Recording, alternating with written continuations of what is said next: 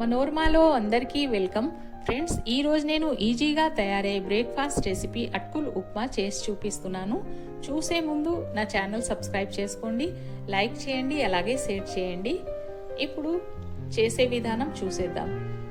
2 కప్పులు అటుకులు తీసుకొని మంచిగా 2 సార్లు నీళ్ళు వేసుకొని మంచిగా వాష్ చేసుకోవాలి.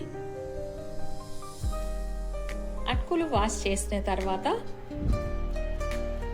మంచినీళ్ళు వేసుకొని అటుకుల్లో 5 నిమిషాలు నాననివ్వాలి.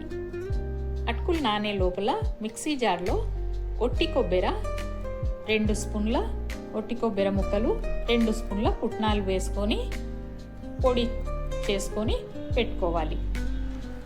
5 నిమిషాల తర్వాత అటుకులు ఈ విధంగా నీళ్ళ నుంచి సపరేట్ చేసుకోవాలి. ఈ విధంగా పిండేసి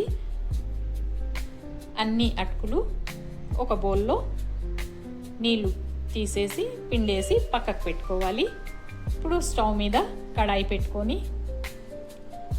కడాయి వేడైన తర్వాత 2 స్పూన్లు నూనె వేసి నూనె వేడైన తర్వాత ఆవాలు, జీలకర్ర, అలాగే పల్లీలు, అలాగే సన్నగా కట్ చేసిన ఆలు వేసుకొని ఫ్లేమ్ సిమ్లో పెట్టుకొని ఆలు సాఫ్ట్ అయ్యేదాకా ఫ్రై చేసుకోవాలి.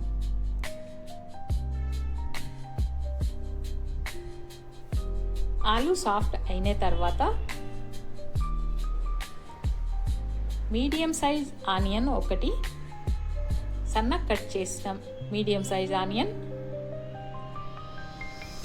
ఆలు సాఫ్ట్ అయిన తర్వాత వేసుకోవాలి. అలాగే 5-6 పచ్చిమిర్చి, పొడవు కట్ చేసిన పచ్చిమిర్చి, కరివేపాకు వేసుకొని వీపి వేగిన తర్వాత 1/2 టీ స్పూన్ పసుపు వేసుకొని కలిపేసి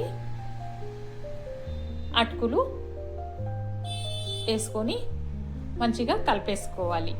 అలాగే తగినంత సాల్ట్, అలాగే గ్రైండ్ చేసి పెట్టుకున్న పుట్నాలు, కొబ్బరి పొడి 1 టీ స్పూన్ వేస్తున్నాను.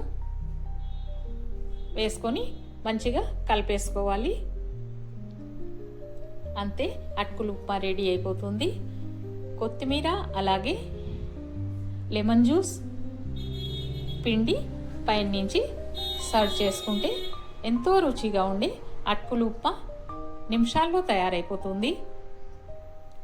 మీరు కూడా ఈ రెసిపీ ట్రై చేసి మీకు నచ్చినట్లయితే కామెంట్ చేయండి.